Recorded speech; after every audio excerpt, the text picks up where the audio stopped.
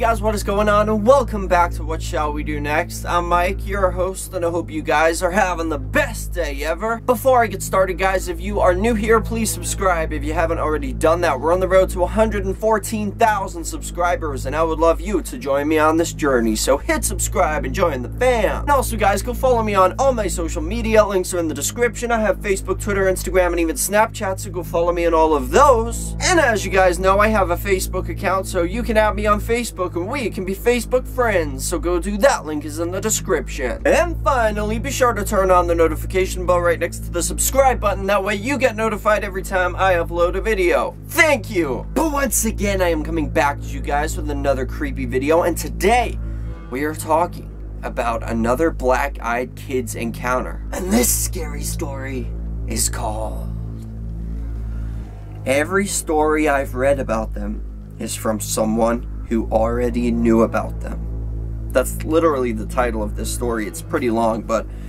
every story I've read about them is from someone who already knew about them. Long title, but you'll get what it means by the end of the story. But enough of the jibber jabber, let's get right over to the story.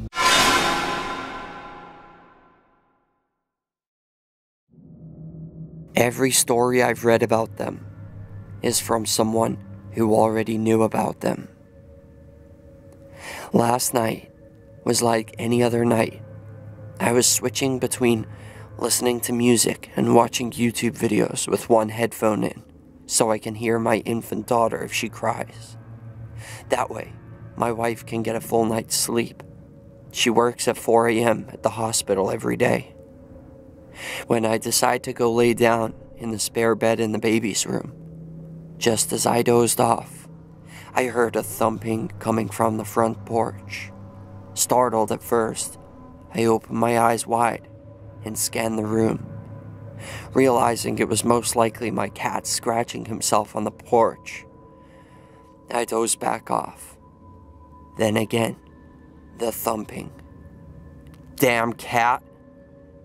I got out of bed to run him off the porch, only to see that he wasn't there anymore.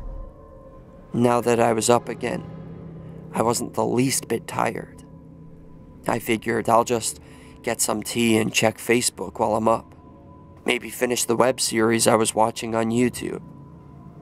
A few minutes into the video, I felt the sudden urge to look up at the kitchen window. And there they were. The tops of two short stature people's heads cresting the stairs just above my window frame.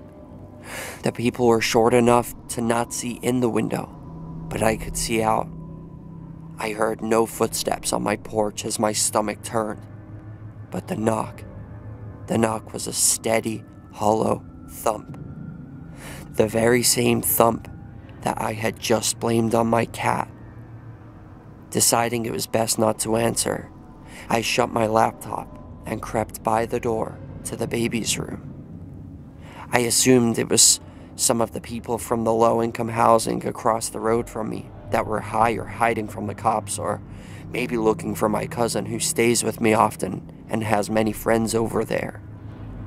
The last thing I needed was to try explaining to two stoners that I was trying to sleep, even though it was 2 a.m.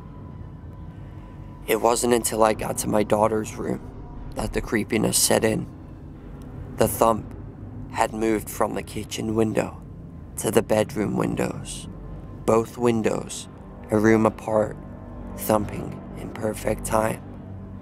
These stoners were going to wake up my daughter if I didn't run them off now. Pissed off, I went out to the kitchen, unlocked and opened the door, ready to run around the side of the house and kick some little idiot's ass. It happened then. Standing there, looking up at me, were two 10 or 11-year-old boys. The feeling of dread and the smell of mold almost made me vomit. The smaller of the two then spoke. "May we use your telegraph?" Huh? I just stared blankly at these boys, horrified of what I then realized. Their eyes were pitch black. He asked again to use my telegraph. There wasn't a sound to be heard. No crickets chirping, no dogs barking, no cars driving by, nothing. I tried to play it cool and ignore the fact that he didn't say telephone or phone or cell, anything that would have made any sense in the situation, and calmly replied, "I don't have service at my house, sorry."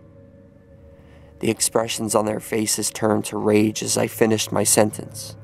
Swiftly, I shut the door and locked it as quickly as I could, then stumbled back up to protect my daughter.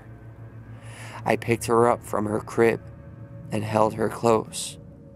The fact that she didn't wake up freaked me out the most, but I managed to gather my senses enough to make sure she was still breathing and warm, and everything seemed to be okay with her. Then, the thumping on the window was back.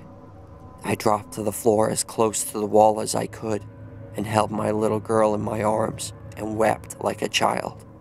I felt helpless and afraid. I lay there for what felt like hours and hours, crying and shaking, until I heard it, my wife's alarm clock.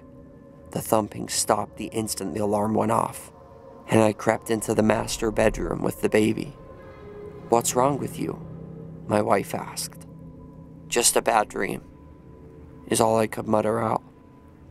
"Okay, well, give me the baby so I can feed her before work."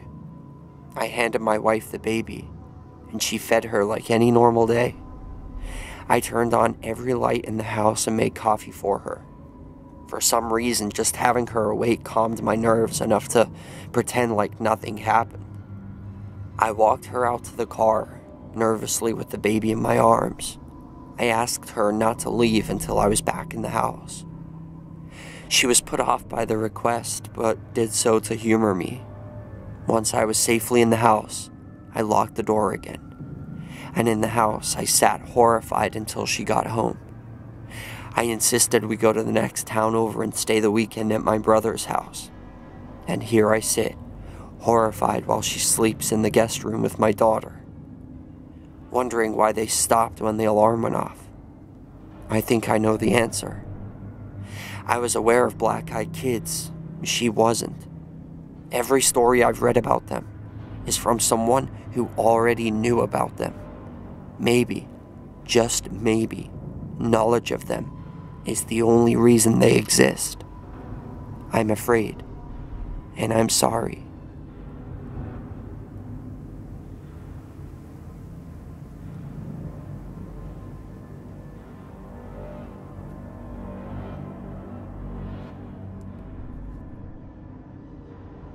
And that is the end of that. So I hope you guys enjoyed the story. This one was a little different. Like, the end really gets you thinking, is this true? Because when you think about it, like, a lot of the Black-Eyed Kids stories are from people who already know about the Black-Eyed Kids. So what if you're, like, totally unaware of the Black-Eyed Kids? Can it happen to you then? I mean, the video I posted yesterday was about a person who was telling their neighbor that they saw these kids with black eyes and all that stuff. And then it was the neighbor that then told him, it sounds like the Black-Eyed Kids, man. You might want to look that up. So the guy who it happened to looks it up and then comes back to the neighbor and was like, dude, it was the Black-Eyed Kids. So he didn't know about it. But like I said in that video, it could have just been him pranking his neighbor. So I don't know, but this one is a good story, except for the fact that this guy was the biggest pussy I've ever heard of. Like, he specifically said that these kids appeared to be 10 years old. And he was sitting there crying in the house because he was so scared. And then he even in the morning asked his wife not to drive off until he was back in the house. Come on, man, grow a set. Or at least strap some on. But other than that, it was a pretty creepy story. But my question to all of you for question of the day is, do you believe what this guy said at the end? Do you think that makes sense? Like, do you think that Black-Eyed Kids can only exist if you know about them? Let me know in the comments section. That is question of the day. But thank you guys so much for watching. I hope you enjoyed this video. If you did, please hit that like button down below, and let's see if we can go for 50 billion likes on this video. Why not? And remember, the most important thing of all, guys, chase your dreams. I love you all. Don't let anybody bring you down, and I'll see you back here tomorrow for another video. Peace out.